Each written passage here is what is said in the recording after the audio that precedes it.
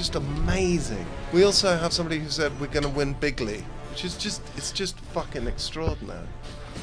Are you a real stickler for using proper English? Oh no, just when you're the president of the fucking United States. No, not usually. Just when you've got to, represent the most powerful nation on earth. I kind of like it that you're going to have a candidate possibly that's so unrefined. Do you? I think that's a peculiar thing to this country. I kind of really I don't want my president to be like me. I want them to be really different from me and you make want great, them to be, better than really you? smart and intelligent and make good decisions. I've made loads of bad ones. I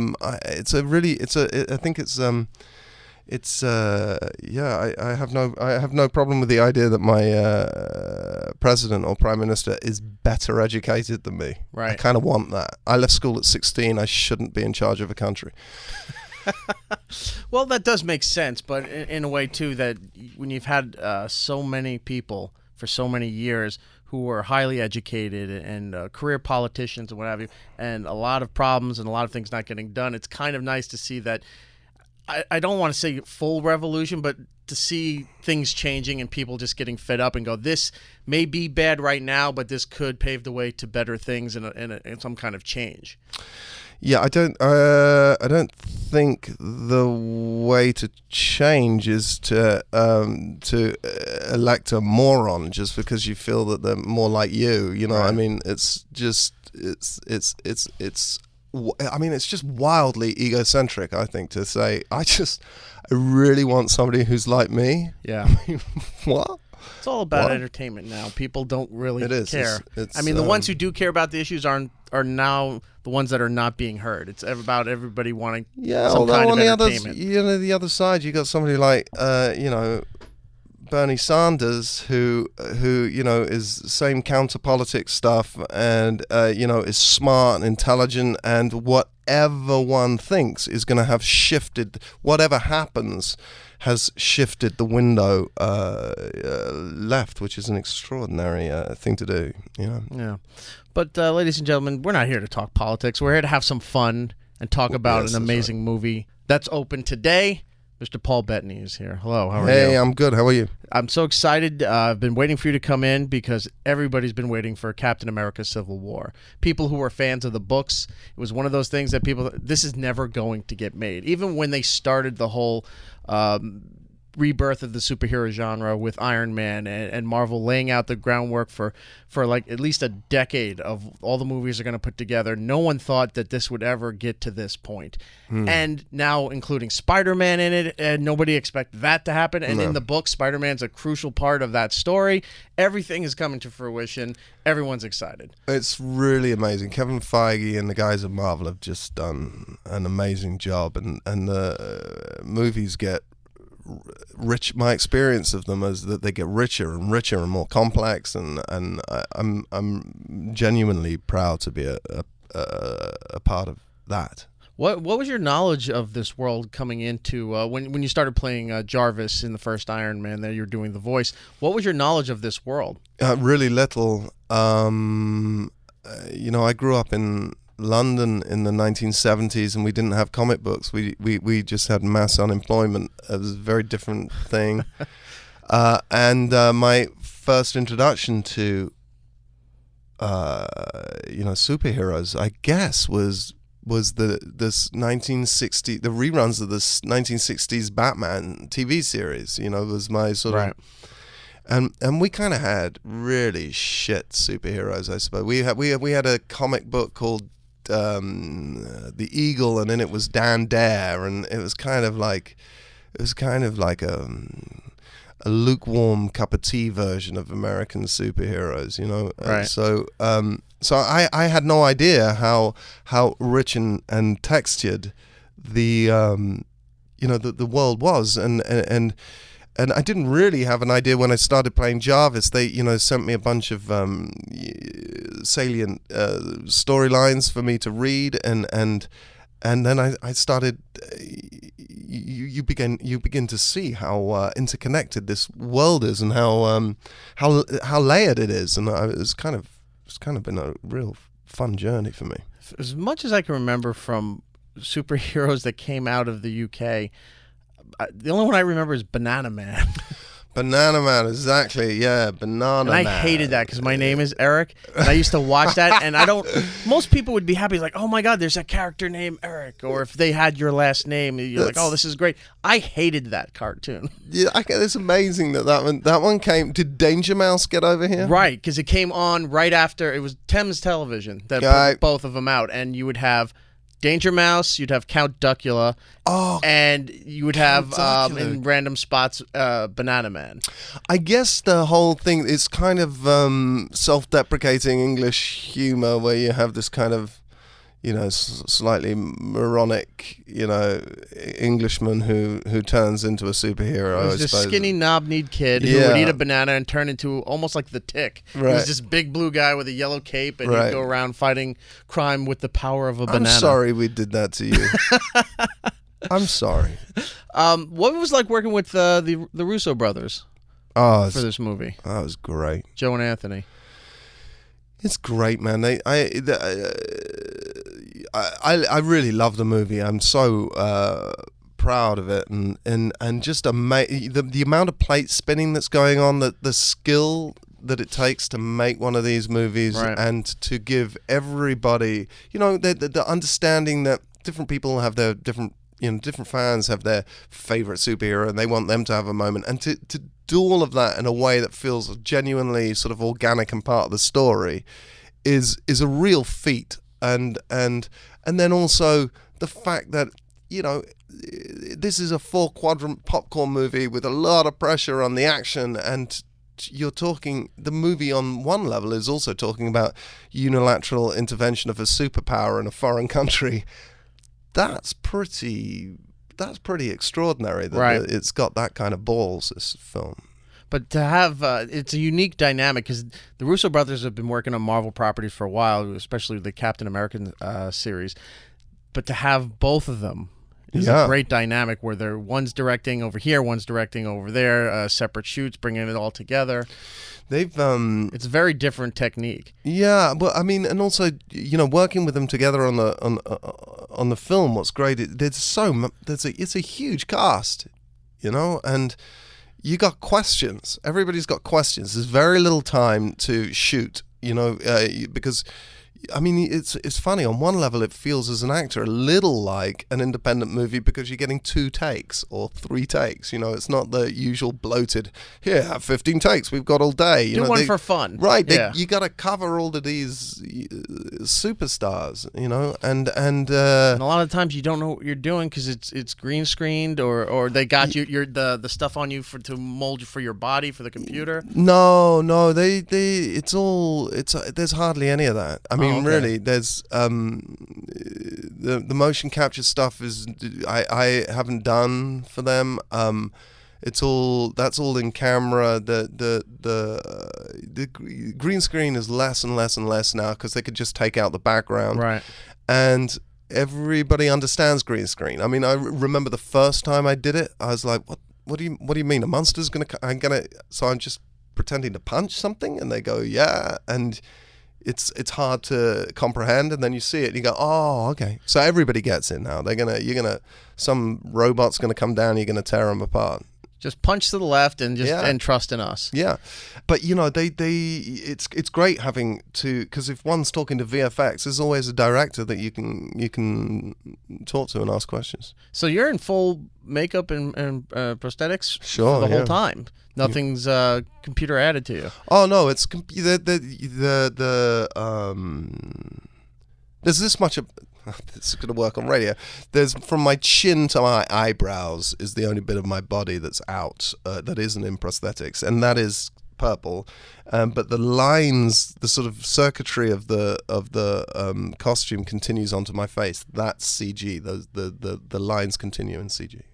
And there's CG work on the eyes, because when you're in a close-up, you can see his eyes, the irises move like a. There's a lot of energy going through you with the Infinity Stone creating everything. So yeah, it's like you can't glow all the time. We got to add that in a little bit later. Yeah. For those who don't know the background of the character that you play, currently you're playing Vision, but it originated as part of J.A.R.V.I.S, which was Tony Stark's assistant.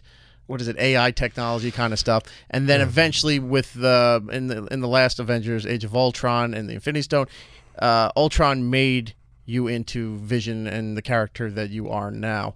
This was, again, like we said with Civil War, and I think another character that we never thought would come to light, because it wasn't the big blockbuster superhero like the Hulk or even Iron Man didn't become the big character that it was until the movies got successful, but people knew who Iron Man was. Vision was just one of those things where if you were really into comic books, that was one of your favorite characters that you only talked about with other people who read comic books. Right. It's funny. I have a couple of cousins, my wife's cousins, who they grew up in the 70s here, and for them Vision was their guy. So I think it was a really specific time. They were so happy to see, and they're sort of the same age as me and Joss Whedon and Kevin Feige and all those people that the people that made that happen. And frankly, the whole thing was really flattering for me, because the MCU or whatever, they have a rule that once you've played one character in the MCU, you don't get to play another one. And then somehow Kevin Feige found a way to with Joss Whedon found a way to bend the rules, and we all got on really well, and I was really flattered that they made that work. I think, and it does work, because as J.A.R.V.I.S, you're just a voice, and it's computer imagery. But now you're actually there as a presence, as Vision, and I like the consistency that they said, we want you to do this because that's where you came from. Why not give the guy the shot to actually be the living character in the movie? Sure, but I mean, it's a bending of the rules of the stories to have J.A.R.V.I.S be part of that. And again, I think it's a testament to how safe the fans feel, and the fact that they know that these movies are made with real love. That then, beyond being a cash cow, Kevin Feige, Nate, Jeremy Latcham, the writers, the Russo brothers, Joss Whedon, they're fanboys. They were fans when they were kids. They're just doing the same thing now at a high level, and they cherish those characters. And I think the fans feel safe that if they are going to bend the rules, there's a really good reason, and they're not. And they will accept it. Right. Yeah. And when I came on set, Kevin Feige as Vision for the first time, Kevin Feige was like an 8-year-old kid. It was just. Was he going to cry? It was lovely I don't think he was going to cry, but he got really emotional. Oh my god! Oh my god! Oh my god! It's, I think it's an amazing thing that he's done, and I can promise fans out there that these films are, and I think that's really what sets them apart. Is honestly the monetizing of these things is obvious. But beyond that, these films that are made by people that love these characters so much, and they make I didn't grow up with comic books. They make you love your character too, because they invest you, and right. They're interested in your opinions, and they at least appear to be. They do a very good impression of being interested in your input, and so everybody starts to feel really invested in the character they're playing, and it's been really smart. Now, you've had a long history here with the Marvel Cinematic Universe. Back in 2004, you were in a movie called Wimbledon. Yeah. And you were co-starring with Jon Favreau. Sure. And then fast forward, now you're being directed by him in the Iron Man movies. What was that like? Well, Jon rung me up and he said, listen, I need somebody who can play a sort of a computer with absolutely no personality, and I can't get you out of my head. Okay, and I was great. like, thanks for thinking of me. I'm in. Yeah. So all right. So you owe him a lot to get from him saying, sure, and you're dull enough. I want to put you in this movie. John, thank you so much for seeing my inner dullness. Yeah. Captain America: Civil War out today, this weekend. It's already well far past its expectation as far as the international release goes. I think it was over 220 million the last that I looked. Overseas. It hasn't even, it's opening here now, so it's on the fast track to obviously $1 billion at some point here. Your character more present in this movie, but the future of your character is very unknown as we go through this story here. I don't want to give too much away, but where do you see Vision winding up down the road? Well, that's difficult to say without losing my job. I'll tell you. I think you're right in that it's a sort of it's definitely as a bridging piece. I think in the first for Vision in the first film, you see him born. Right. He's omnipotent, but he's naive and he's learning everything in real time. And in this movie, he has a sort of more paternal position, and he's trying to figure out what humanity is, what's good about it, and you know what love is. I think he has logic in abundance, but logic doesn't afford any loyalty. At any point, new information can come to light, and he could flip to Captain America's side. So I think him understanding what love is going to be really important for humanity moving forward. Well, you see these seeds being planted right now with Wanda, Scarlet Witch in the movie, because you're not quite sure what the relationship is developing into with that character. Yeah. Is it love? Is it just you guys are going through similar experiences? You don't really know what's going on there. Is it a brother-sister kind of vibe that you two have, or is it more? Well, in the comic books it's more, and we'll see what happens moving forward. I think that you've absolutely hit the nail on the head with they share a lot in common. You know, they both have these burgeoning new powers. Both of them are you don't know the extent of those powers. That can be quite frightening, right. I imagine. Yes, and I think that he knows he's dangerous. He knows that she's dangerous, that she's potentially a walking nuclear bomb, right. and shouldn't be outside until we understand it, and nor should he. And I think that concerns him. What hasn't been obviously not spoiler points, but what hasn't been discussed about this movie? Because you do a lot of interviews, and a lot of times they ask the same stock questions or the same things over and over.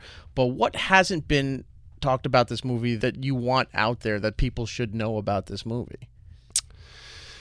You know, I guess it has one way or another. What I think the movie works on a lot of levels. I think the movie, you know, part of the success of the franchise is that they keep becoming more complex, and I feel like it's a really rich emotional story. I think that you can follow action, sort of meaningless, pointless action for 30 seconds one can deal with, but unless you understand what's behind that action, then it can go on forever, you know. And right. And the strength of the airport scene, which is epic, by the way. I went to see it in Los Angeles. I'd never seen anything. It's just epic, the battle, and the reason for it is all of the past story. You know, the coming up to meet you in this big face-off between the two sides, and I just think it's really. I'm proud of it. It's really, really rich movie, politically, emotionally, action-wise. It's massive. The ideas are huge, and frankly, you know, that's the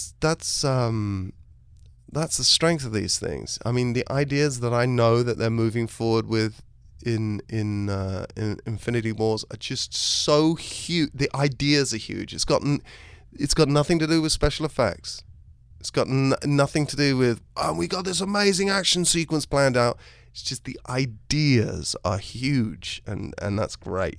While shooting this movie, was there anybody kind of joking about, you know, they think the action sequences in like Batman vs Superman are big, wait till they see what we got coming? No. I mean, no, I don't. I don't think so. I wasn't even aware of it, to be honest. I'm sure they are at some sort of corporate level, kind of aware of it, but really, and you can see what Marvel have done with Spiderman. They've made it work. You Right. know what I mean? And I think partly that is because people understand to just let those guys do their thing. They really, they really know what they're doing. All right, you mentioned Spider-Man then. Down the line, at least in the Disney Marvel universe there, we know Vision will have more stories to be told and development of the character. We'll see him somewhere down the line.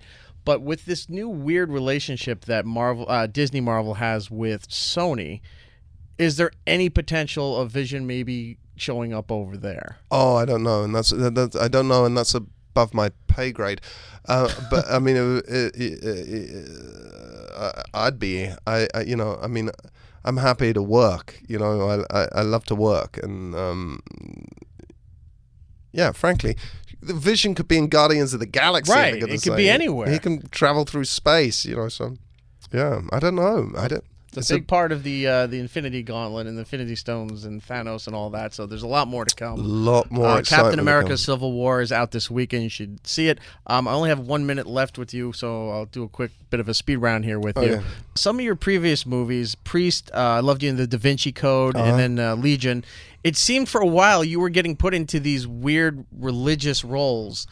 Yeah. Like these pagan religious roles in there where it's like, okay, you're the archangel, but then you're, I forgot what Silas really was, like a protective monk kind of deal in Da Vinci Code, and then obviously priest, you know, so you get caught in you can get caught in a thing, or, you know, also, I think it felt very much out in the atmosphere, you know, religion just is, even, you know, it still does now, but it felt very much a part of everybody was discussing it, you know, right. and so you know, there tended to be a lot of films about that stuff. Yeah, but you seem to be the go-to guy for these gothic religious style movies. I think that happens. You know, that happens before you've even noticed it. You do one, and then, you know, somebody offers you a ton of money to do another, and right.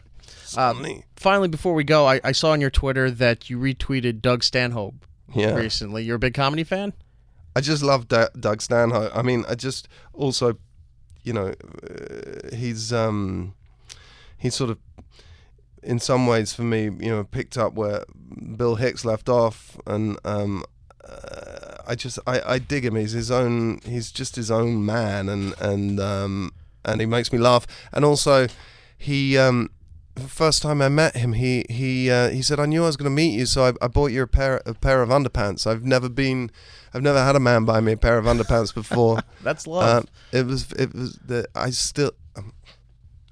I know I'm not wearing them today, but I Doug, if you're listening, I often do wear your underpants. Thanks, man. Well, he has a brand new book out, and the forward is done by Johnny Depp, who you worked with in Transcendence. Yeah. So I didn't know if there was just a tie that's how you found Doug through Johnny or something like that, or. Johnny introduced. We were in London, and that's where I met him. Yeah. Well, we're out of time. I really appreciate you stopping by and giving me the chance to talk to you. Captain America: Civil War out this weekend. It's out right now. I don't think anybody in the country is not going to go see this thing.